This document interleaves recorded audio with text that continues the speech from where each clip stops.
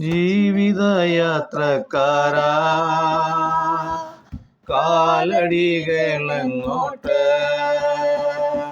നാശത്തിൻ പാതയോ ജീവന്റെ മാർഗമോ? ലക്ഷ്യം നിൻ മുൻപിലെന്ത്? നാശത്തിൻ പാതയോ ജീവന്റെ മാർഗമോ? ലക്ഷ്യം നിൻ മുൻപിലെന്ത്? അൻപിൻ രൂപി യേശുനാഥൻ നിന്നെ വിളിക്കുന്നില്ലേ?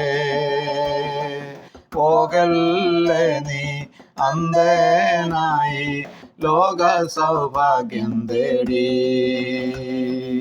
അൻപിൻ രൂപി യേശുനാഥൻ നിന്നെ വിളിക്കുന്നില്ലേ? പോകല്ലേ നീ അന്ധനായി ലോക സൗഭാഗ്യം തേടി. പൊന്നിൻ ചിറകു നിനക്കുമീതെ കർത്തൻ വിരിച്ചതു കാണുന്നില്ലേ? പൊന്നിൻ ചിറകു നിനക്കുമീതെ കർത്തൻ വിരിച്ചതു കാണുന്നില്ലേ? സൂര്യനിൻ താപമോ ഘോരമോ മാറിയോ നിന്നെ അലട്ടയൻ പൊന്മകനെ? ജീവിതയാത്രക്കാരാ, കാലടികളെങ്ങോട്ട്? നാശത്തിൻ പാതയോ ജീവന്റെ മാർഗമോ? ലക്ഷ്യം നിൻ മുൻപിലെന്ത്? നാശത്തിൻ പാതയോ ജീവന്റെ മാർഗമോ? ലക്ഷ്യം നിൻ മുൻപിലെന്ത്? കർത്താവായ യേശു ക്രിസ്തുവിൻ്റെ നിസ്തുല്യ നാമത്തിൽ എല്ലാ പ്രിയ ശ്രോതാക്കൾക്കും സ്നേഹവന്ദനം അറിയിക്കുന്നു. ഇന്നത്തെ നമ്മുടെ ചിന്തയ്ക്കായിട്ട് 49 സങ്കീർത്തനം അതിൻ്റെ 20 വാക്യത്തെ ആസ്പദമാക്കി, മാനത്തോടിരിക്കുന്ന മനുഷ്യൻ വിവേകഹീനനായാൽ നശിച്ചു പോകുന്ന മൃഗങ്ങൾക്ക് തുല്യനത്രേ എന്നുള്ള ഒരു വിഷയമാണ് ഞാൻ ഓർപ്പിക്കാൻ ആഗ്രഹിക്കുന്നത്. അത് ആത്മഹത്യ, ബുദ്ധിശൂന്യം എന്നതാണ് നമ്മുടെ തലവാചകം. ഈ കാലങ്ങളിൽ സമൂഹങ്ങളിൽ ആത്മഹത്യാ നിരക്ക് വർദ്ധിച്ചു വരികയാണ്. നിരാശയാണ് ഇതിനെല്ലാം കാരണം.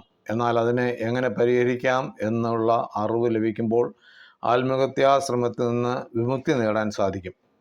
വിദ്യാർത്ഥികളാണെങ്കിൽ കുടുംബിനികൾ, കർഷകർ, കടഭാരമുള്ളവർ, പ്രേമനൈരാശ്യമുള്ളവർ, സാമ്പത്തിക നഷ്ടം സംഭവിച്ചവർ, ഇങ്ങനെ വിവിധ നിലകളിൽ ഉള്ളവരാണ് ആത്മഹത്യക്ക് ശ്രമിക്കുന്നത്. വിദ്യാർത്ഥികൾക്ക് പരാജയം സംഭവിക്കുമ്പോൾ അവർ ആത്മഹത്യക്ക് ശ്രമിക്കും. എന്നാൽ മറ്റൊരു ചാൻസ് ഉണ്ടെന്ന് തിരിച്ചറിയാതെ പരാജയത്തിൽ മനം നൊന്ത് ജീവൻ അവസാനിപ്പിക്കും. പ്രേമനൈരാശ്യത്താൽ ആത്മഹത്യ ചെയ്യുന്നവരുണ്ട്.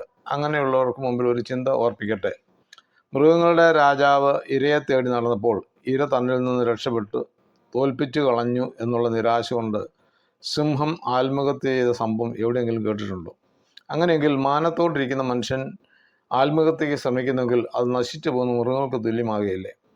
ഇങ്ങനെയുള്ളവരുടെ ആത്മാവ് നിത്യദണ്ഡനത്തിന് അടിമപ്പെടുകയല്ലേ ചെയ്യുന്നത്? അനേക കുടുംബങ്ങളിൽ ഭർത്താക്കന്മാരുടെ പീഡനങ്ങൾ സഹിക്കാതെയും അമ്മായിമ്മ പോര്, നാത്തൂൻ പോരുകൾ മനം നൊന്ത് സ്ത്രീധന പീഡകളിൽ വലഞ്ഞും അനേക യുവതികൾ ആത്മഹത്യാശ്രമം നടത്താറുണ്ട്. ചിലർ കയ്യിലെ ഞരമ്പ് മുറിച്ച് പ്രതിഷേധിക്കാറുണ്ട്. എന്നാൽ ഓർത്തുകൊള്ളണം, നിങ്ങളെ ആരും സ്നേഹിക്കുന്നില്ല എങ്കിലും, ആരും കൈക്കൊള്ളുന്നില്ല എങ്കിലും, നിങ്ങളെ സ്നേഹിപ്പാനും നിങ്ങളെ കരുതുവാനും നിങ്ങളെ കൊണ്ട് വൻ കാര്യങ്ങൾ ചെയ്തെടുക്കുവാനും മതിയായ യേശു നിങ്ങൾക്ക് വേണ്ടി കാത്തിരിപ്പുണ്ട്.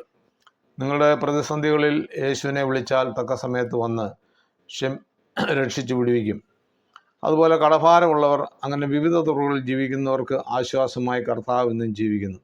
അധ്വാനിക്കുന്നവരും ഭാരം ചുമക്കുന്ന ഏവരുമേ എൻ്റെ അടുക്കൽ വന്ന് ആശ്വാസം പ്രാപിപ്പാൻ കർത്താവ് അവരോട് ആഹ്വാനം ചെയ്യുന്നുണ്ട്. ആയാൽ പ്രിയ ശ്രോതാക്കളെ, നിങ്ങളുടെ ജീവിതത്തിൽ ഏതെങ്കിലും രീതിയിലുള്ള നിരാശയിൽ നിങ്ങൾ ഭാരപ്പെടുന്നെങ്കിൽ ഓർത്തുകൊള്ളുക, ആത്മഹത്യ ഒന്നിനും പരിഹാരമല്ല. നശിച്ചു പോകുന്ന മൃഗങ്ങൾക്ക് തുല്യരാകാതെ നിത്യജീവൻ പ്രദാനം ചെയ്യുന്ന കർത്താവിലേക്ക് കടന്നു വരിക. നിരാശയുള്ളവർക്ക് പ്രത്യാശ നൽകും. മനുഷ്യർ തള്ളിക്കളഞ്ഞാലും തള്ളാത്ത ഒരു യേശു നിങ്ങൾക്ക് വേണ്ടി ജീവിക്കുന്നുണ്ട്. രട്ടുമാറ്റി സന്തോഷം ഉടിപ്പിക്കുന്ന നല്ല കർത്താവിലേക്ക് നിങ്ങളുടെ ജീവിതത്തെ ഈ പ്രഭാത സമയത്ത് ഏൽപ്പിച്ചു കൊടുക്കുക.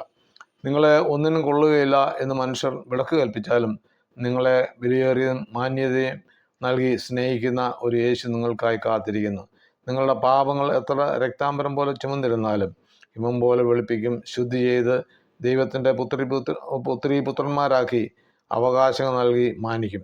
ആകയാൽ നിങ്ങളുടെ നിരാശകളെ മാറ്റി പ്രത്യാശയോട് ജീവിപ്പാൻ ദൈവം ഏവരുടെയും ജീവിതത്തിൽ കുറവ് നൽകട്ടെ. അതിനായി ഏൽപ്പിച്ചു കൊടുക്കുക. സർവശക്തനായ ദൈവം ഈ ചെറിയ ചിന്തയാൽ ഏവരെയും അനുഗ്രഹിക്കട്ടെ. ആത്മഹത്യ ഒന്നിനും പരിഹാരമല്ലെന്ന് മനസ്സിലാക്കി ദൈവസന്നിധിയിൽ ഏൽപ്പിച്ചു കൊടുക്കുക. ദൈവം എല്ലാറ്റിനും പരിഹാരം നൽകി തന്ന് സഹായിക്കും. ദൈവമായ കർത്താവ്. തിരുവചന ഭാഗങ്ങൾ തുടർന്നും ലഭിക്കുവാൻ ഈ വീഡിയോ ലൈക്ക് ചെയ്യുക, ഷെയർ ചെയ്യുക, സബ്സ്ക്രൈബ് ചെയ്ത് സപ്പോർട്ട് ചെയ്യുക. തുടർന്നുള്ള തിരുവചനങ്ങളുമായി നമുക്ക് വീണ്ടും കാണാം.